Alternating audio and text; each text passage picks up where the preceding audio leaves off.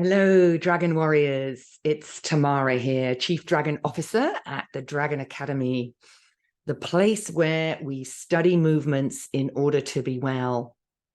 And in this short video, I want to share something about a piece of research that just fascinated me, not only as a neuroscientist, but also as a martial artist and somebody that loves to move.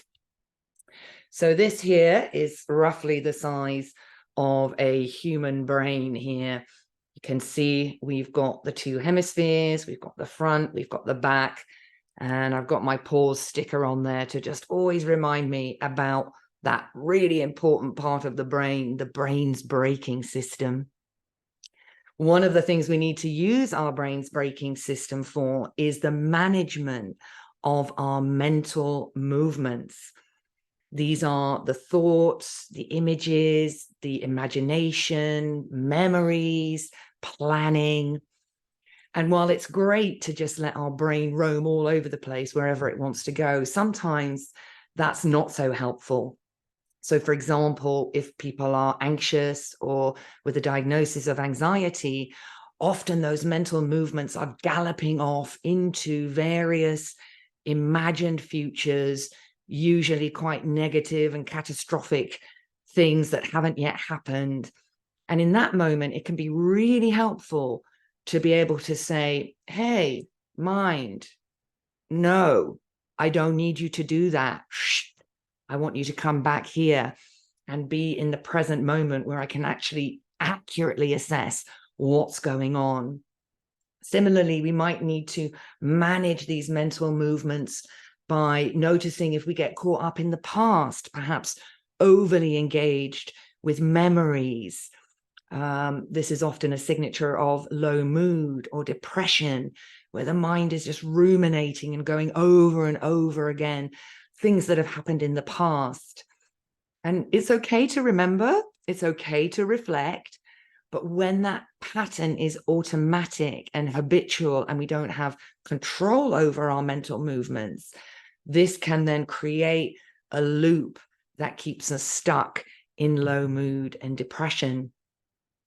And the piece of research that I really loved was from some work in the States from the laboratory of Schultz and colleague. And they talked about thoughts as a type of movement trapped in the mind. So let's just think about that for a minute. Thoughts are movements trapped in the mind. So when all these neurons are firing and creating that conscious experience of thinking, remembering, planning, what if we thought about these things as if they were movements? Fast movements, slow movements, intentional movements, automatic movements, movements that are a response to a stimulus, movements that are intentional and with choice, movements that we can observe using our mindfulness skills to begin to observe and watch, what is my mind doing? And create some describing language to help us get more of a sense of what is it that our mind is doing? And is it helping us or is it hindering us? Now, when we can link that to what we know from the study of movements in martial arts and Tai Chi, then we can open up this whole landscape of training that I think is really different than just sitting on a cushion and watching your mind. It gives us some more depth and some more language and even some movements that can help us make sense of what the mind is doing. Is the mind drifting? Is the mind ruminating and looping? What are the qualities of these mental movements?